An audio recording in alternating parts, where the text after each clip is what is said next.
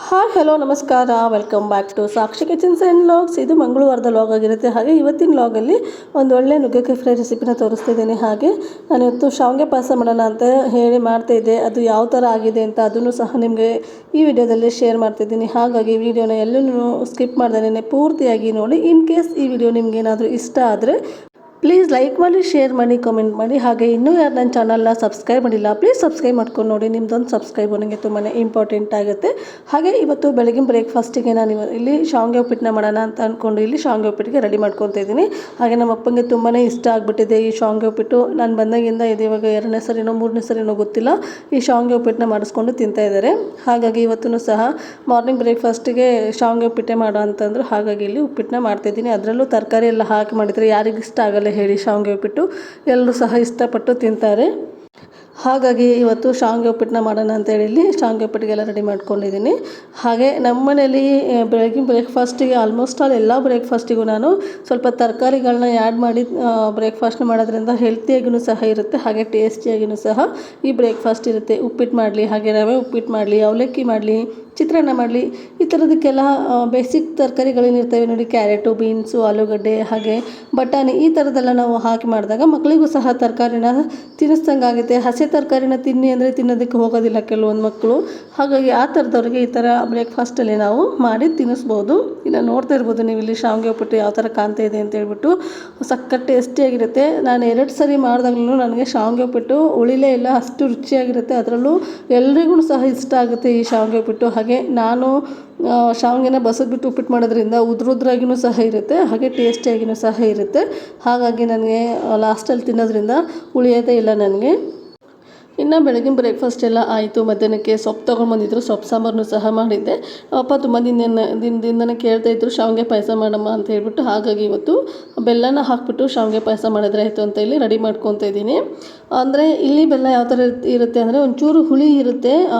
ಹಾಲಿಗೆ ಸೇರಿಸಿದ ತಕ್ಷಣವೇ ಹಾಲು ಒಡೆದೋಗ್ಬಿಡುತ್ತೆ. ಹಾಗಾಗಿ ಇವತ್ತೊಂಥರ ಡಿಫ್ರೆಂಟಾಗಿಯೇ ಮಾಡೋಣ ಅಂತ ಹೇಳ್ಬಿಟ್ಟು ಮಾಡ್ತಾಯಿದ್ದೀನಿ. ಆದ್ರೂ ಸಹ ಇಲ್ಲಿ ಹಾಲು ಅನ್ನೋದು ಒಡೆದೇ ಹೋಯಿತು. ಆದರೂ ಇಲ್ಲಿ ಶೇರ್ ಮಾಡಿದ್ದೀನಿ ನಿಮಗೆ ಯಾವ ಥರ ಬಂದಿದೆ ಅಂತ ಹೇಳ್ಬಿಟ್ಟು. ನಾರ್ಮಲಾಗಿ ಗೊತ್ತಿರುತ್ತೆ ಎಲ್ರಿಗೂ ಶಾವಿಗೆ ಪಾಯಸನ ಯಾವ ಥರ ಮಾಡೋದು ಅಂತ ಹೇಳ್ಬಿಟ್ಟು. ನಾನು ಇವತ್ತು ಅದೇ ಪ್ರೊಸೀಜರಲ್ಲಿ ಶಾವಿಗೆ ಪಾಯಸನ ಮಾಡ್ತಾಯಿದ್ದೀನಿ. ಆದರೆ ಸಕ್ಕರೆ ಬದಲಾಗಿ ಇಲ್ಲಿ ಬೆಲ್ಲನ ಬಳಸ್ಕೊತಾ ಇದ್ದೀನಿ. ಮೊದಲಿಗೆ ಒಂದು ಪಾತ್ರೆ ಇಟ್ಕೊಂಡು 1 ಸ್ಪೂನ್ ಅಥವಾ 2 ಸ್ಪೂನ್ ತುಪ್ಪ ಹಾಕ್ಕೊಂಡು ಡ್ರೈ ಫ್ರೂಟ್ಸ್ನ ಹುರ್ಕೋಬೇಕಾಗುತ್ತೆ. ಹುರಿದಾದ ನಂತರ ಅದನ್ನ ತೆಗೆದುಬಿಟ್ಟು ಅದೇ ತುಪ್ಪದಲ್ಲೇ ಶಾವಿಗೆನ ಹುರಿಬೇಕಾಗುತ್ತೆ. ಇದು ಮನೇಲಿ ಮಾಡಿರೋಂತಹ ಶಾವಿಗೆನೇ, ಗೋಧಿ ಶಾವಿಗೆ. ಹಾಗಾಗಿ ಕಲರ್ ಈ ಥರ ಇದೆ. ಇನ್ನು ಇಲ್ಲಿ ಶಾವಿಗೆನೆಲ್ಲ ನೀಟಾಗಿ ಹುರ್ಕೊಂಡ್ಮೇಲೆ ಅದಕ್ಕೇ ನಾನಿಲ್ಲಿ ಒಂದು ಅರ್ಧ ಲೀಟರ್ ಆಗುವಷ್ಟು ಹಾಲನ್ನ ಸೇರಿಸ್ಕೊತಾ ಇದ್ದೀನಿ. ಕಾಯಿಸಿ ಆರಿಸಿಟ್ಕೊಂಡಿರೋಂತಹ ಹಾಲನ್ನ ಸೇರಿಸ್ಕೊತಾ ಇದ್ದೀನಿ. ಇನ್ನು ಅದನ್ನು ಒಂದು ಸೈಡು ಕುದಿಯೋದಕ್ಕೆ ಇಟ್ಕೊಂಡು ಇಲ್ಲಿ ಡೈರೆಕ್ಟಾಗಿ ಬೆಲ್ಲ ಹಾಕಿದ್ರೆ ಹಾಲು ಒಡೆದೋಗುತ್ತೆ ಅಂತ ನಾನು ಇಲ್ಲಿ ಈ ಥರ ಮಾಡ್ತಾಯಿದ್ದೀನಿ. ಒಂದು ಪಾತ್ರೆ ತೊಗೊಂಡಿದ್ದೀನಿ. ಪಾತ್ರೆಗೆ ಒಂದು ಅರ್ಧ ಕಪ್ ಆಗುವಷ್ಟು ನೀರನ್ನ ಸೇರಿಸ್ಕೊಂಡು 1 ಕಪ್ ಆಗುವಷ್ಟು ಬೆಲ್ಲನ ಸೇರಿಸ್ಕೊತಾ ಇದ್ದೀನಿ. ನೀವೇನಾದರೂ ಸ್ವೀಟು ಸ್ವಲ್ಪ ಜಾಸ್ತಿನೇ ಬೇಕು ಅನ್ನೋದಾದರೆ ನಿಮಗೆ ಯಾವ ಥರ ಸ್ವೀಟ್ ಬೇಕು ನೋಡಿ ಆ ಥರ ನೀವಿಲ್ಲಿ ಸ್ವೀಟನ್ನ ಸೇರಿಸ್ಕೋಬಹುದು. ನಾನಿಲ್ಲಿ ಅರ್ಧ ಕಪ್ಪು ನೀರಿಗೆ 1 ಕಪ್ ಆಗುವಷ್ಟು ಬೆಲ್ಲ ಮಾತ್ರ ಸೇರಿಸ್ಕೊಂಡಿದ್ದೀನಿ. ಅದನ್ನ ಸೇರಿಸ್ಕೊಂಡು ನೀಟಾಗಿ ಕರಗಿಸ್ಕೋಬೇಕಾಗುತ್ತೆ.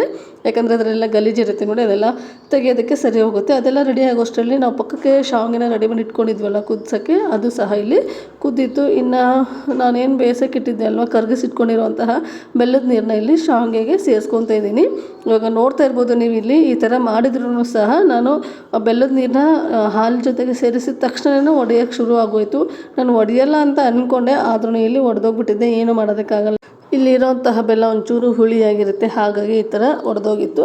ಆದರೂ ಟೇಸ್ಟಲ್ಲೇನೋ ರುಚಿ ಏನು ಅಷ್ಟಾಗಿ ಕೆಟ್ಟೋಗಿರಲಿಲ್ಲ, ತುಂಬ ಚೆನ್ನಾಗಿತ್ತು. ಈ ಹಾಲಿಂದ ಗಿನ್ನ ಯಾರು ತಿಂದಿರ್ತಾರೆ ನೋಡಿ ಅವರಿಗೆ ತುಂಬಾ ಇಷ್ಟ ಆಗುತ್ತೆ ಈ ಪಾಯಸ ಮಾತ್ರ.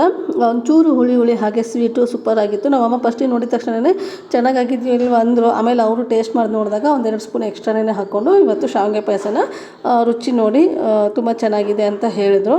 ಯಾರಿಗಾದರೂ ಈ ಥರ ಮಾಡಬೇಕಂದ್ರೆ ಹಾಲನ್ನ ಒಡಿಸ್ಕೊಂಡು ಒಂದ್ಸರಿ ಶಾವಿಗೆ ಪಾಯಸ ಮಾಡಿ ನೋಡಿ, ನಿಮಗೂ ಸಹ ಇಷ್ಟ ಆಗ್ಬೋದು. ಇನ್ನು ಹಾಗೆ ಮಧ್ಯಾಹ್ನದ ಊಟಕ್ಕೆ ಸೊಪ್ಪು ಸಾಂಬಾರು ಮಾಡಿದ್ದೆ. ಅದಕ್ಕೆ ನೆಂಚ್ಕೊಳ್ಳೋಕ್ಕೆ ಅಂತ ನಮ್ಮ ಅಪ್ಪ ನುಗ್ಗೆಕಾಯಿನ ತೊಗೊಂಬಂದಿದ್ರು. ಸಾಂಬಾರು ಜೊತೆಗೆ ಹಾಕಿದ್ರೆ ಅಷ್ಟಾಗಿ ತಿನ್ನೋದಿಲ್ಲ. ಹಾಗಾಗಿ ಇವತ್ತು ನುಗ್ಗೆಕಾಯಿ ಫ್ರೈನ ಮಾಡೋಣ ಅಂತೇಳಿ ನುಗ್ಗೆಕಾಯಿ ಫ್ರೈನೂ ಸಹ ರೆಡಿ ಮಾಡ್ಕೊತಾ ಇದ್ದೀನಿ. ಮೊದಲಿಗೆ ಇಲ್ಲಿ ಒಂದು ಪಾತ್ರೆ ಇಟ್ಕೊಂಡಿದ್ದೀನಿ. ಪಾತ್ರೆಗೆ 1 ಸ್ಪೂನ್ ಆಗೋಷ್ಟು ಎಣ್ಣೆನ ಹಾಕ್ಕೊತಿದ್ದೀನಿ. ಎಣ್ಣೆ ಜಾಸ್ತಿ ಬೇಕಾಗಲ್ಲ, ಹಾಗಾಗಿ ಇನ್ನು ಇದಕ್ಕೆ ಜೀರಿಗೆ ಸಾಸಿವೆನ ಹಾಕ್ಕೊತಾ ಇದ್ದೀನಿ. ಜೀರಿಗೆ ಸಾಸಿವೆ ಚಿಟ್ಕುಟ್ಟಿದ ನಂತರ ಕರಿಬೇವಿನ ಸೊಪ್ಪನ್ನ ಸೇರಿಸ್ಕೊತಾ ಇದ್ದೀನಿ. ಹಾಗೆ ಒಂದು ದೊಡ್ಡ ಗೆಡ್ಡೆ ಬೆಳ್ಳುಳ್ಳಿನ ಈ ಥರ ಜಜ್ಜಿಬಿಟ್ಟು ಸೇರಿಸ್ಕೊತಾ ಇದ್ದೀನಿ. ಅದ್ರದ್ದು ಫ್ಲೇವರೆಲ್ಲ ನೀಟಾಗಿ ಎಣ್ಣೆಲಿ ಬಿಟ್ಕೊಳ್ಳುತ್ತೆ. ಹಾಗಾಗಿ ಇನ್ನು ಅದನ್ನೆಲ್ಲ ನೀಟಾಗಿ ಫ್ರೈ ಮಾಡ್ಕೊಂಡ ನಂತರ ಒಂದು ಈರುಳ್ಳಿನ ಚಿಕ್ಕದಾಗಿ ಕಟ್ ಮಾಡಿ ಸೇರಿಸ್ಕೊತಾ ಇದ್ದೀನಿ. ಹಾಗೆ ಒಂದು ನಾಟಿ ಟೊಮೆಟೊನ ಸಹ ಚಿಕ್ಕದಾಗಿ ಕಟ್ ಮಾಡಿ ಸೇರಿಸ್ಕೊತಾ ಇದ್ದೀನಿ. ಅದನ್ನೆಲ್ಲದನ್ನು ನೀಟಾಗಿ ಫ್ರೈ ಮಾಡ್ಕೋಬೇಕಾಗುತ್ತೆ. ಹಾಗೆ ಅದ್ರ ಜೊತೆಗೆ ರುಚಿಗೆ ತಕ್ಕಷ್ಟು ಉಪ್ಪನ್ನ ಸೇರಿಸ್ಕೊತಾ ಇದ್ದೀನಿ.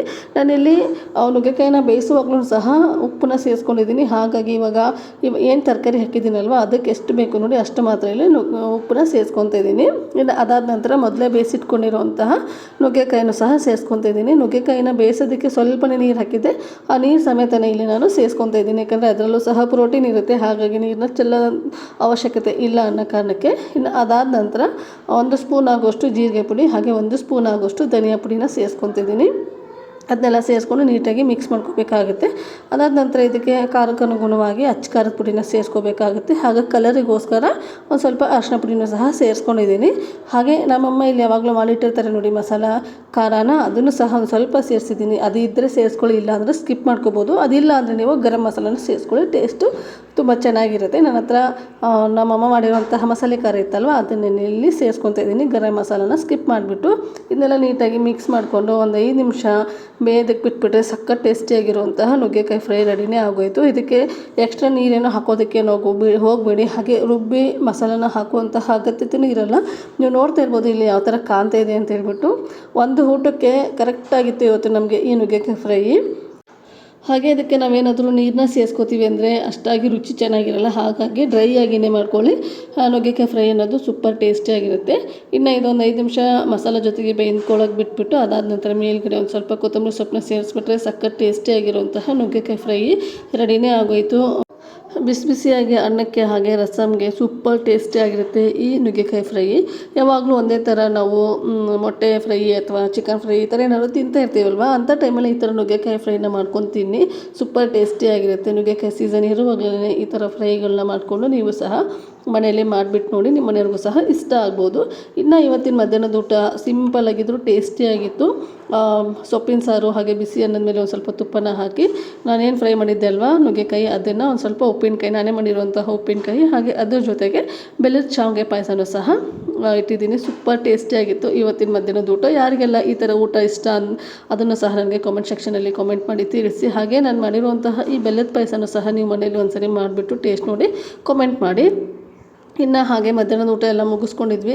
ಇಲ್ಲಿ ಸಿಕ್ಕಾಪಟ್ಟೆನೇ ಬಿಸಿಲಿರೋದ್ರಿಂದ ನಮ್ಮಪ್ಪ ಕಲ್ಲಂಗಡಿಯನ್ನು ತೊಗೊಂಡು ತೊಗೊಂಬಂದ ತಕ್ಷಣವೇ ಫಸ್ಟು ಮಕ್ಕಳಿಗೆಲ್ಲ ಕರೆದು ಇಲ್ಲಿ ಕಟ್ ಮಾಡಿ ಕೊಡ್ತಾಯಿದ್ದಾರೆ. ಯಾಕಂದರೆ ಸಿಕ್ಕಾಪಟ್ಟೆ ಬಿಸಿಲು ಅಂದರೆ ಬಿಸಿಲಿದೆ ಇಲ್ಲಿ, ಹಾಗಾಗಿ ಕಲ್ಲಂಗಡಿಯನ್ನು ತೊಗೊಂಡು ಬಂದಿದ್ದರು. ಇಲ್ಲೆಲ್ಲರೂ ಕೂತ್ಕೊಂಡು ಕಲ್ಲಂಗಡಿಯನ್ನು ಸಹ ತಿಂತಾಯಿದ್ವಿ.